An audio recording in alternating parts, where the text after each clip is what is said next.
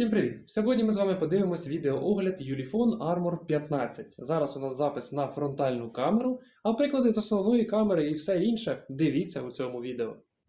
Так, Ulefone Armor 15 дуже цікавий смартфон, і для середньостатистичного меломану він точно підійде. А чому для середньостатистичного? Подивитесь у відео і дізнаєтесь. І обов'язково підписуйтесь на канал, тому що новинок приходить багато, а переглядів не дуже, особливо після переходу на солов'їну. Тож підтримайте україномовний контент. Ну і до речі, щодо ціни. Ця модель на AliExpress зараз торгується від $200. Посилання на AliExpress я залишаю в описі, там же йде буде посилання на мій онлайн-магазин, де в Україні можна придбати захищені смартфони.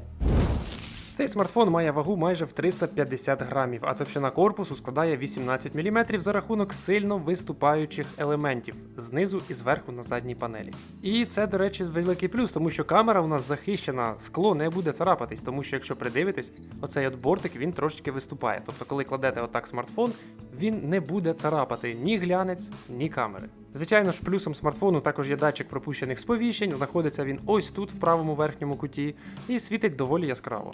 До речі, попереду над дисплеєм також доволі сильно виступають борти. І це добре, тому що скло має більший захист при падіннях. Великий плюс моделі в тому, що слот для сім-карт у нас не комбінований. Тут два слоти для сім-карт окремо і ще один слот для картки пам'яті. Кнопка, що розміщається у нас справа з логотипом камери, це дійсно запуск камери, а не запуск підводної зйомки. А сканер відбитків пальців у смартфоні також є, знаходиться ось тут, в кнопці розблокування. На лівому торці є кнопка, яка налаштовується, вона червона, і якщо ми зайдемо в налаштування смартфону, то можемо вибрати її налаштування на один клік, на подвійний клік і на довгий натиск. Звичайно ж, мені відразу в очі кинулись два динаміка, один знизу, а один розмовний зверху. І відтворення музики відбувається саме через обидва динаміки. Да і в цілому, смартфон, можна сказати, дуже унікальний по дизайну. Виглядає круто. Колір – це, звичайно, на любителя. Є ще повністю чорна глянцева вставка, а є синя, яскрава. Ну і, звичайно ж, фішка моделі – це навушники, що знаходяться прямо зверху в самому смартфоні, де вони і заряджаються постійно. Що ж, подивившись на смартфон ззовні, давайте перейдемо до тестування звучання, тому що два динаміка спереду і також навушники у нас вмонтовані безпосередньо в сам корпус. І зараз я вам поясню, чому ця модель підійде для меломанів, але не для найзапекліших. Тож, чому я сказав, що Ulefone Armor 15 – це смартфон для меломанів, але не для всіх? Тому що у нас є два динаміки, у нас є стереозвучання, але скажу відразу, що звучання тут недостатньо об'ємне. Воно досить гучне, воно досить приємне, дійсно, два динаміка – це круто, особливо коли щось дивитеся так, коли на обидві сторони звук у вас розподіляється, але все-таки чуть-чуть не вистачає йому об'ємності. Якщо говорити про навушники, там трошки все по-іншому, розкажу згодом, а зараз ми слухаємо саме, як звучать два динаміки цього смартфону.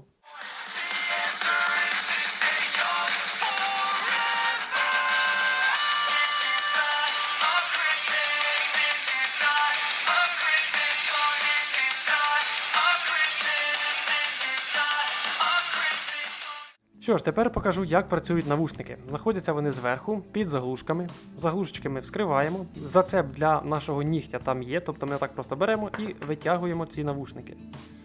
Коли ми їх дістали, дивимося, що відбувається на екрані смартфону. А на екрані з'являється надпись Connect. Дивіться, Bluetooth у нас зараз вимкнений. Коли ми нажимаємо Connect, вони автоматично підключаються до телефону, Bluetooth активується і це все саме настраюється. Тобто вам нічого не потрібно самому додатково робити. З'єднання у нас відбулося, нажимаємо Connected, все, навушники у нас підключені. Дивіться, бачите, Bluetooth у нас підключений ось такий от пристрій. Зараз ми подивимося. U-Buds Inside. Все, вони підключені. Тепер, що стосується якості звучання і зручності використання. Дивіться, навушники мають ось такий форм-фактор. В принципі, у вухсі вони сидять досить непомітно, але звук вони видають дуже об'ємний, але йому не вистачає дуже сильно високих частот, і навіть середні частоти якісь кривуваті. Що це значить? Це значить, що ви будете чути звук, якщо ви будете через стандартний плеєр або з YouTube щось слухати, то ви будете чути трошки такий заглушений звук, наче трошечки із-за рогу десь. То я хочу сказати, як це можна вилікувати. Це можна лише трошки підлікувати, але повністю прибрати, на жаль, не можна. Розказую для тих, хто ще не в курсі. Наприклад, я користуюсь плеєром, який я купував років 5 назад, Power AMP. В Play Market можна його скачати. Вважаю, що це один із найкращих плеєрів зараз для музики, якщо ви слухаєте взагалі музику зі смартфону, тому що всі онлайн слухають. Зайшли в плеєр, нажали play і музика у вас грає. Чим мені цікавий цей плеєр? Він дійсно дає досить хорошу якість звучання, і я вже зарані налаштував під себе еквалайзер, яким хочу з вами поділитись. Ну, трошки бас я додав для того, щоб просто мені подобається слухати з великими басами. А от щодо високих частот, то їх треба підняти. Причому не тільки останній повзунок еквалайзеру, а й декілька попередніх. Трошки треба також підняти. Ось на такому пресеті налаштувань приблизно вони звучать трошки веселіше.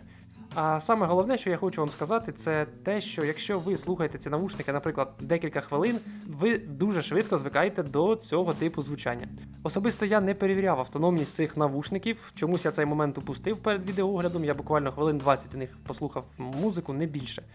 Але мені здається, що в районі 3-4 годин вони точно мають на одному заряді працювати. Потім ви просто назад їх вставляєте в сам смартфон і вони вже заряджаються. Для цього є магнітний конектор на кожному навушнику і таким способом вони заряджаються. До речі, фіксація в вусі дуже зручна, мені сподобалось. Ось саме тому із-за цих всіх маленьких нюансів, так, я можу сказати, що цей смартфон одночасно і підходить для меломанів, і трошечки для дуже таких прохаваних меломанів, скажімо так, вони не підійдуть.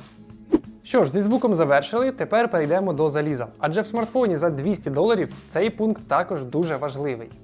Перше, що хочу відмітити про залізо, це процесор Helio G35, який по факту видає не дуже багато балів в тесті Antutu. Про що це говорить? Це говорить про те, що в якісь топові ігри ви не зможете грати досить комфортно, але на мінімалках, наприклад, в Asphalt 9 можна пограти перевірено. Що стосується роботи графічної оболочки та в цілому операційної системи Android 12. Працює вона не ідеально. Ви навіть зараз можете побачити, що шторка у нас неплавно відмальовується. І це буде вас завжди переслідувати, завжди. Тому що не вистачає потужності, дійсно. Також це стосується перелистування стрічки Інстаграму, того ж самого Ютубу. Звичайно, воно все підгружається, підвантажується, трошки може підтуплювати. Але в цілому, як ви бачите, навіть те, що вже підвантажилось, воно не зовсім ідеально працює. Не має так смартфон працювати. Оперативної пам'яті 6 ГБ, постійний 128, нагадую, що окремо є слот для установки карти пам'яті, окрім 2 слотів для сім-карт. А акумулятор тут на 6600 мАч. І от щодо автономності, в цілому все як зазвичай. Акумулятор на 6600 мАч дає приблизно 9 годин перегляду відео на максимальній яскравості. Звичайно, якби це був якийсь Redmi, Xiaomi, то з таким акумулятором смартфон явно працював би годин 12, а то й 14. Ну ні, тут лише 9. До речі, цікавий факт. Ось як смартфон проходить стрес-тест. Тобто ви бачите, що процесор G35 він дійсно в даному випадку втрачає свою потужність. Він скидує свою частоту для того, щоб охолодитись. Хоча при цьому смартфон не кип'яток, його можна тримати в руках. Але 30 хвилин стрес-тесту все-таки показали, що цей процесор тротлить. Але якщо ви не такий вибагливий користувач, якщо вам треба, щоб смартфон просто працював, а на всі ті підтуплювання ви не звертаєте уваги, то можете сміло брати. Цей смартфон, я думаю, в цьому плані вас не розчарує. Тут, до речі, є багато цікавих режимів, як в будь-яких смартфонах Ulefone. Є режим підводної зйомки, є у нас суперскріншот, запис екрану, NFC, звичайно, також в смартфоні є. Бездротова зарядка тут не підтримується. До речі, я недавно задався питанням ліхтариків, і на каналі, мабуть, навіть окреме відео вийде про те, як світять ліхтарики яких смартфонів. Мені хочеться штук 5 взяти смартфонів сучасних і порівняти. Тому що є парочка моделей, які дуже слабко світять. Я б не назвав навіть це ліхтариком. Його нереально вночі використовувати. Тому все ще попереду, в наступних відео все покажу і розкажу. Щодо дисплею, він доволі компактний, він має досить непогану яскравість, але на диво для мене він підтримує лише 5 одночасних дотиків. Ну а що стосується дисплею смартфону Armor 15, то його діагональ складає 5,45 дюймів, роздільна здатність HD+, і зразу хочеться сказати, що великим плюсом є ось ця от виступаюча панелька позаду, тому що великий палець ідеально під неї лягає, наприклад, ось так. Бачите? І дійсно дуже зручно користуватися одною рукою. Цей палець він підтримує смартфон, і він у вас не випадає вниз, незважаючи на те, що задня поверхня взагалі глянцева. Можливо, так випадково сталося, а можливо це й було задумано, я точно не знаю. Але точно знаю, що дисплей смартфонів Ulefone в більшості випадків один із кращих серед конкурентів. Тут не виключення, звісно ж. Що максимальної яскравості, що кутів огляду цьому смартфону вистачає. Зображення трошечки змінюється під кутами, але не досить сильно. І як для доступного смартфону це взагалі ідеальний дисплей. Правда, лише 60 Гц. Скло Gorilla Glass у нас захищає дисплей, як я вже казав, борти над екраном виступають, тому в цілому до дисплею претензій немає. Ulefone знають, що роблять в цьому плані, і в смартфоні Armor 15 дисплей мене дуже порадував. До речі, весь огляд знімається на ось такій яскравості, щоб ви розуміли. Це далеко не максимально. На максимальній воно просто дуже яскраво. Ну і звичайно ж, камера. Камера. Юліфон зазвичай знімають краще, ніж свої конкуренти, і в даному випадку це в черговий раз підтверджується, тому що цей 12-мегапіксельний модуль може з легкістю обійти більшість конкурентів, у яких 48-мегапіксельні модулі. Зараз покажу. Всього лиш 12 мегапікселів, але як вони це роблять? Як Юліфон роблять так, що ця камера знімає не гірше, ніж більшість 48-мегапіксельних модулів конкурентів? Зараз розкажу. Програмна оптимізація і ще раз програмна оптимізація. В смартфоні є досить багато режимів знімання, давайте ми зробимо ось так. Наприклад, є у нас ширококутна камера. Відео записується в Full HD, фото, звісно ж, 12 мегапікселів. При цьому, якщо ми говоримо про фронтальну камеру, то у нас взагалі 16-мегапіксельний модуль тут стоїть. Є режим професіональний, і в режимі більше ви знайдете портрет, панораму, взагалі все, що мені потрібно, мене все влаштовує, більш ніж. Також є нічна зйомка, але краще знімати зі штативу, тому що найменше тремтіння рук вам зіпсує весь кадр. Але якість дійсно буде трошки цікавіша, ніж в звичайному фоторежимі. В налаштуваннях камери ми побачимо розмір фото 12 мегапікселів.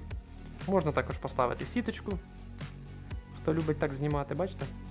Ну і всі стандартні налаштування тут є. Тут я не буду вам сильно багато чого показувати, я хочу сконцентруватись саме на прикладах фото і відео. І зразу невеличка ремарка. Фото та відео знімалися в умовах дуже поганого освітлення, був туман, було дуже пасмурно, сонця взагалі не було, тому дивіться, що цей смартфон навіть в таких умовах показує.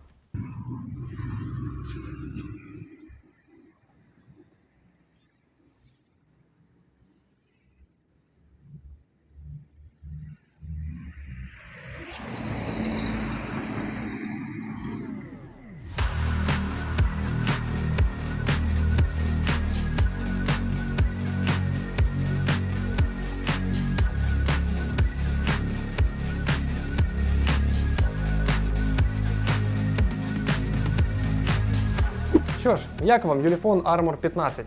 Може бути чи не варто? Нагадую, що посилання на AliExpress і на мій онлайн-магазин будуть в описі, кому як зручніше. Ну і наостанок я хотів додати ще таку думку. Юліфон хотіли зробити сучасний, молодіжний, захищений смартфон, мультимедійний, і в них вийшло. Але скажу, що якби сюди поставили хоча б процесор Helio G85 і трошечки покращили б звучання на високих частотах своїх навушників, навіть накинувши декілька десятків доларів на ціну, то я думаю, що це був би справжній хітяра. Підписуйтесь на канал, друзі. Всім гарних смартфонів. Бувайте!